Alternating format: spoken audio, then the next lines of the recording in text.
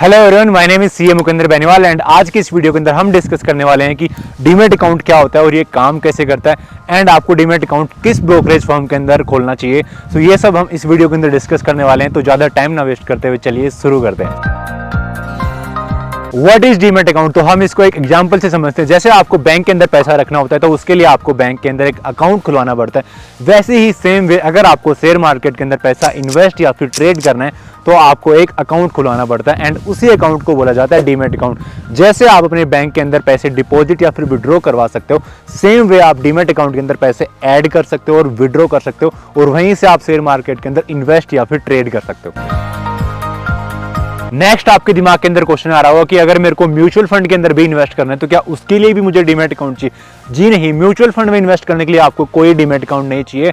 अब आपका अगला क्वेश्चन आता है, जैसे ही म्यूचुअल फंड का नाम आता है तो आप लोग सोचने लग जाते हो कि यार कौन से म्यूचुअल फंड के अंदर इन्वेस्ट करना चाहिए। तो उसके लिए भी मैंने एक वीडियो बनाई हुई है जिसका लिंक मैंने डिस्क्रिप्शन के अंदर डाल दिया है। अब आपको यही समझ आ गया कि डीमैट अकाउंट होता क्या है। अब बात करते हैं कि डीमैट अकाउंट ओपन करवाने के लिए आपको क्या क्या डॉक्यूमेंट चाहिए और कैसे ओपन करवाना है और कहां ओपन कराना है, ये हम इसी वीडियो के अंदर बाद में डिस्कस करेंगे। तो अभी हम बात करते हैं डॉक्यूमेंट्स की।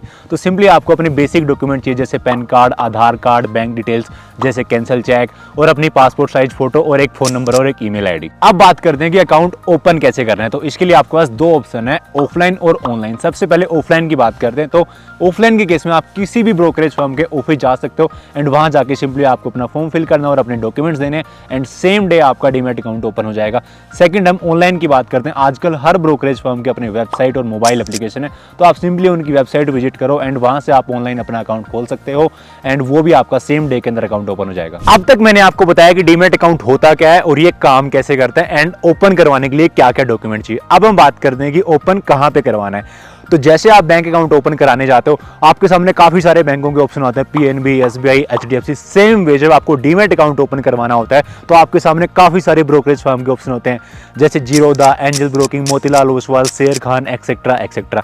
जैसे आप बैंक अकाउंट ओपन करवाते टाइम कुछ चीजों का ध्यान रखते हो कि मेरे बैंक के अंदर जो पैसा पड़ा है उसके ऊपर इंटरेस्ट कितना मिलेगा, डिपॉजिट्स और विड्रॉल की फैसिलिटी अच्छी मिलनी चाहिए और बैंक की फैसिलिटीज मिलनी चाहिए। सेम वे हमें डीमैट अकाउंट ओपन करवाते टाइम भी काफी सारी चीजों का ध्यान रखना चाहिए। सबसे पहली चीज जो आपको देखनी है वो है क्रेडिबिलिटी, क्योंकि पिछले 5 साल के अंदर 20 से भी ज्यादा ब्रोकरेज फर्म डूब चुकी है एंड एक बार अगर ब्रोकरेज फर्म डूब जाती है तो उससे पैसा रिकवर करना कोई आसान काम नहीं है। तो आपको ये देखना है कि वो फर्म मार्केट के अंदर कितने सालों से एक्टिव है, उसके क्लाइंट उसके बारे में क्या बोलते हैं, लोग उसके बारे में क्या बोलते हैं। आपको उस फर्म का पूरा बैकग्राउंड चेक लेना है। सेकंड जो आपको देखना है वो है मिनिमम बैलेंस, क्योंकि काफी सारी ब्रोकरेज फर्म एक मिनिमम बैलेंस की रिक्वायरमेंट रखती है। तो आपको ये देखना है कि आप जिस भी ब्रोकरेज फर्म के अंदर अकाउंट ओपन करवाने जा रहे हो उसके मिनिमम बैलेंस की रिक्वायरमेंट कम से कम हो एंड सर्विसेज भी अच्छी होनी चाहिए। Third is availability. अब ये क्या होता है कि आप जिस भी ब्रोकरेज फर्म के अंदर अकाउंट ओपन करा रहे हो उसका मोबाइल एप्लीकेशन और वेबसाइट 24/7 अवेलेबल होनी चाहिए, क्योंकि कभी कभी क्या होता है कि जब आप मार्केट के अंदर ऑर्डर एग्जीक्यूट कर रहे होते हैं तो